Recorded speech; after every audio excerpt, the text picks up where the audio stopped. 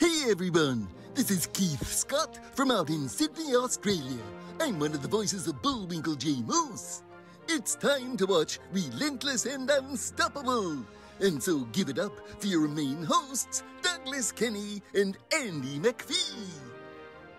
Hey everybody, this is Doug Kenny and welcome to Relentless and Unstoppable. We have another amazing guest coming on the channel today, so please hit like and subscribe.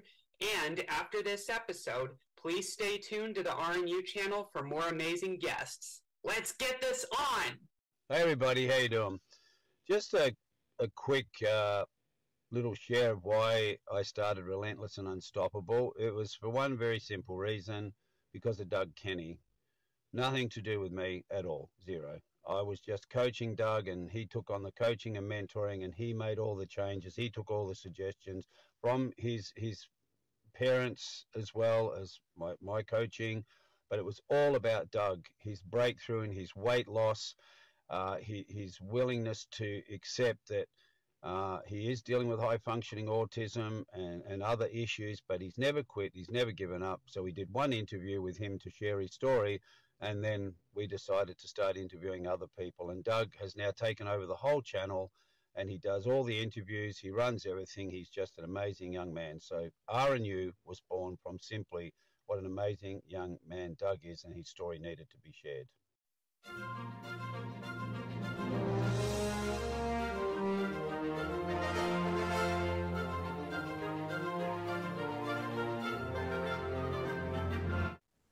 Hey everybody, this is Doug Kenny from Relentless and Unstoppable, and today we have Howie with us. Hey, how you doing? Doing great. How are you doing? Doing fabulous. Where are you at the moment?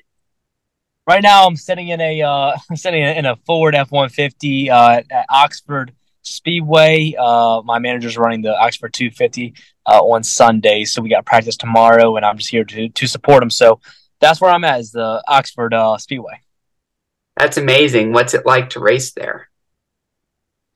I've never raced here personally. I'm just here more for moral support, and for somebody that's taking me from a young man to a NASCAR driver. I definitely have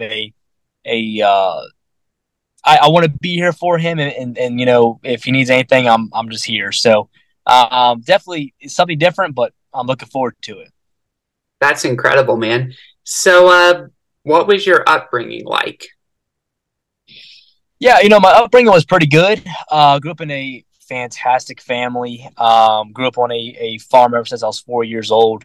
It was pretty amazing, and as we talked offline about this, but my life kind of crashed when I was about 15 years old when my mother went through cancer. She has stage 4 ovarian cancer, and she battled through that for about 5 years. Then found out she had 14 brain tumors. We've gone through a lot of adversity, especially with her. She was diagnosed with only 3 months to live, and then she lived 5 years, and then she passed away about a year and a half ago. So, it's been tough, but, you just got to keep pushing through and making it happen. Yeah, for sure. How did it feel when that happened?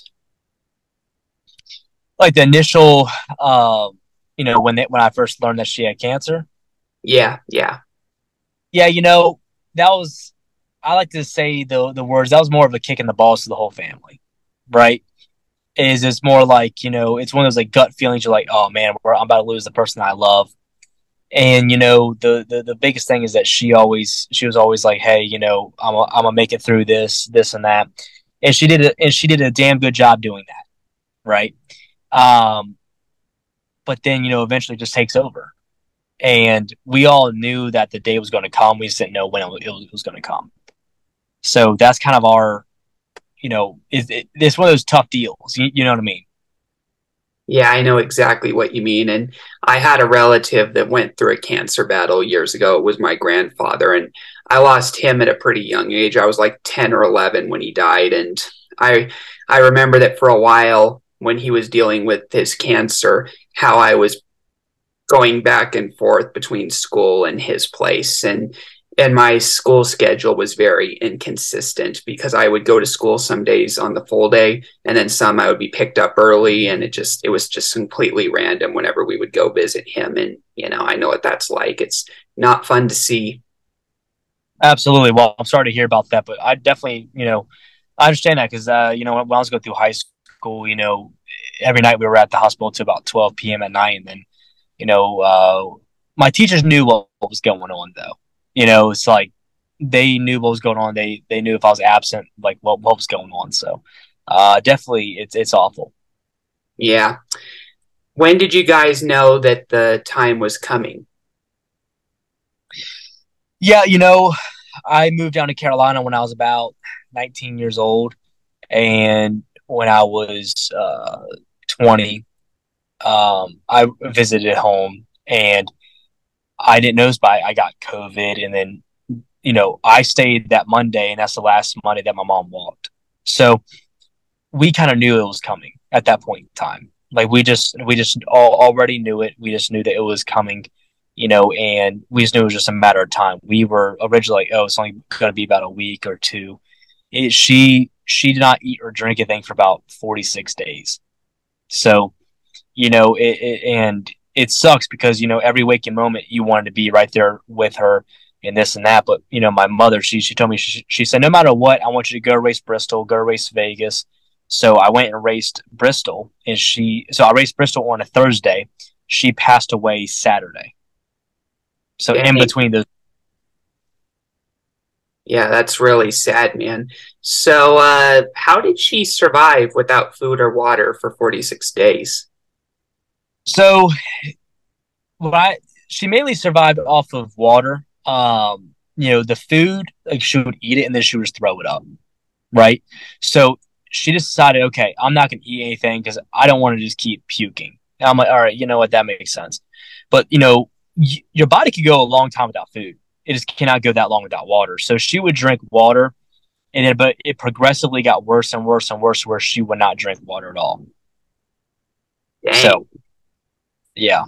Pretty tough, man. So, what other struggles did you go through? Because I heard that's not the only one.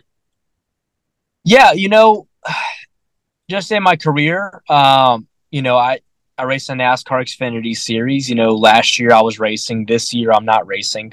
Finding those partnerships is hard. Somebody to back you, somebody to fund you. It's a hard deal to go through. So it's one of those deals to where for me it's like it's one thing after another. Like my mom was diagnosed with cancer. I was racing throughout all that, and then she passes away, and then the next year we run 6 races, and then the next year we have no funding. So it's like again, it's kicking the balls again, right? So then now who has to go out there and do this? It's me. I have to go out there and find this funding, I see what right? you mean. Yeah. So that's all I've been working on is to find funding for 2024.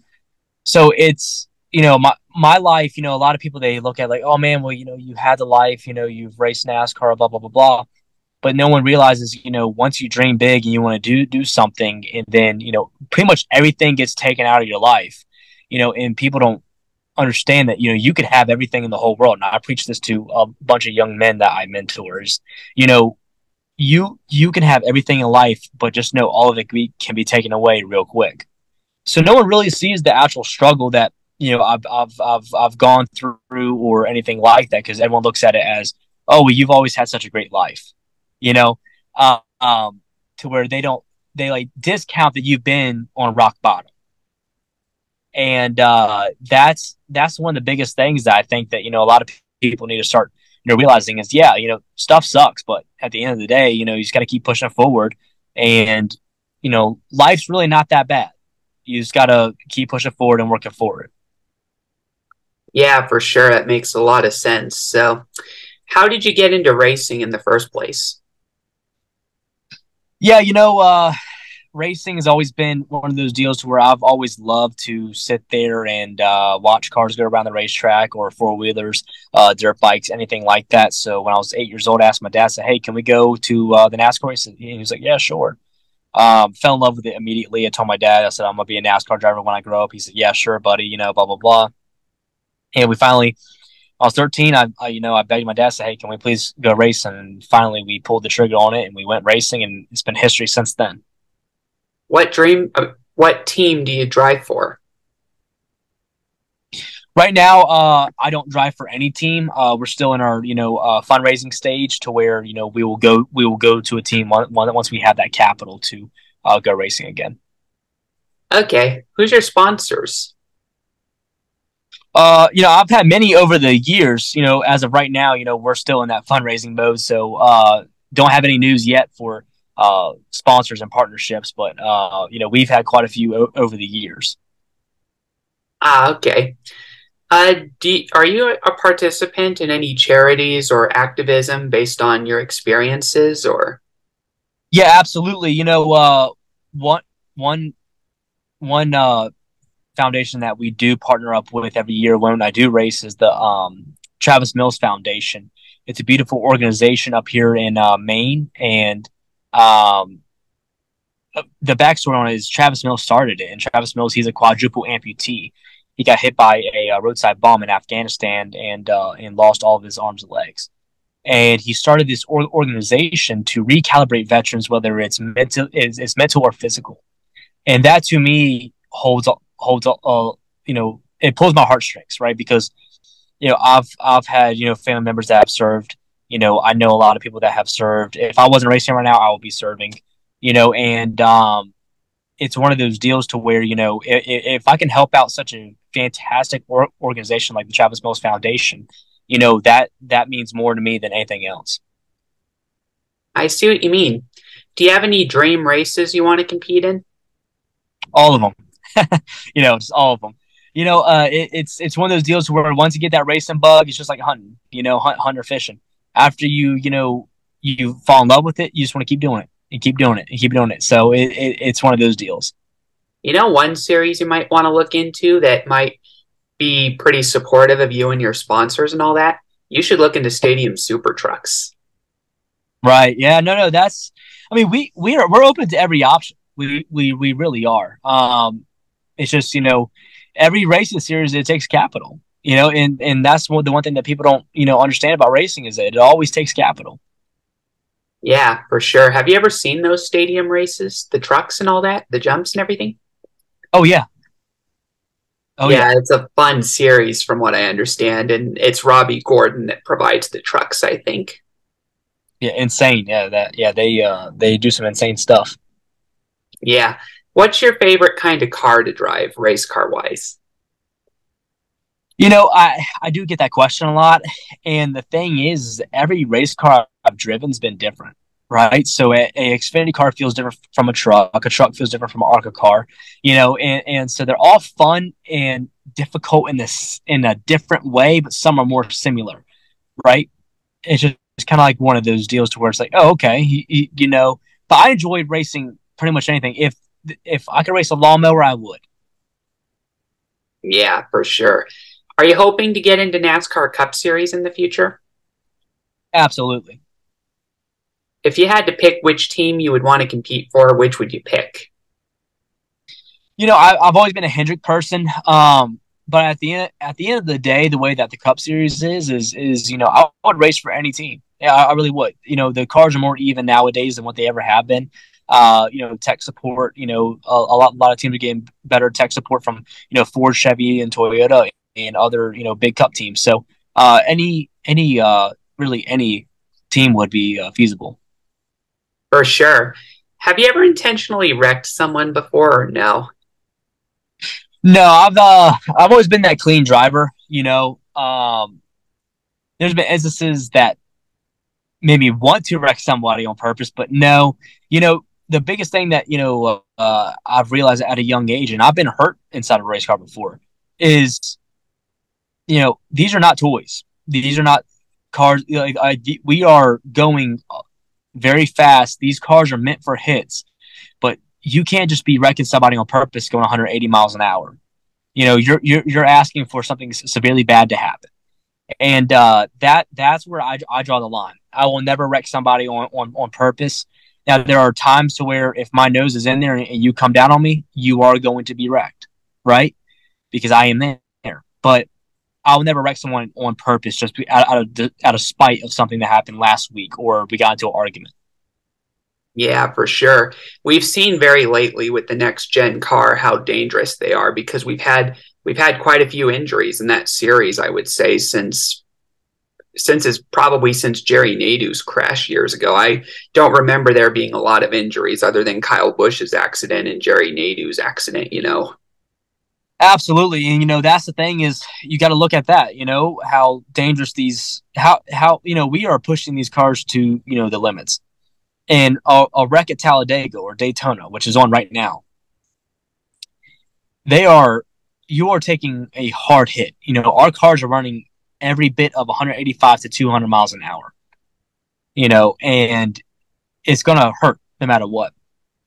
So. Oh, and don't forget Ryan Newman's accident as well. That was recent too. Yeah, and that was at Daytona, so it's one of those deals to where, it's going to be, it's always going to hurt, but you got to figure out a way that's going to, you always have to be smart when you're behind the wheel, and you cannot be emotional behind the wheel. You have to learn to put your emotions aside. Yeah, for sure. Because there's been a few drivers that have learned that the hard way, like Kyle Busch and I think Bubba Wallace a while ago, and then Chase Elliott even, Yeah, no, NASCAR's cracking down on drivers now. They are not going to let you wreck somebody on purpose. That's unacceptable, and it's not allowed in our sport. Yeah, for sure.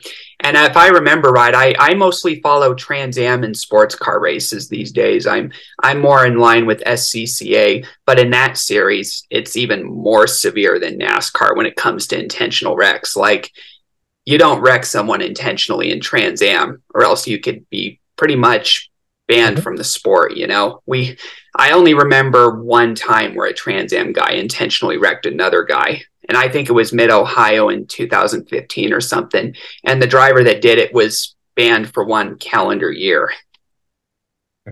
Yeah. Gee, that's all we have for Relentless and Unstoppable. So tune into the next episode to hear more amazing stories from amazing guests. This is Keith Scott from Sydney, Australia, saying so long, and I'm smarter than the average bear. Gee.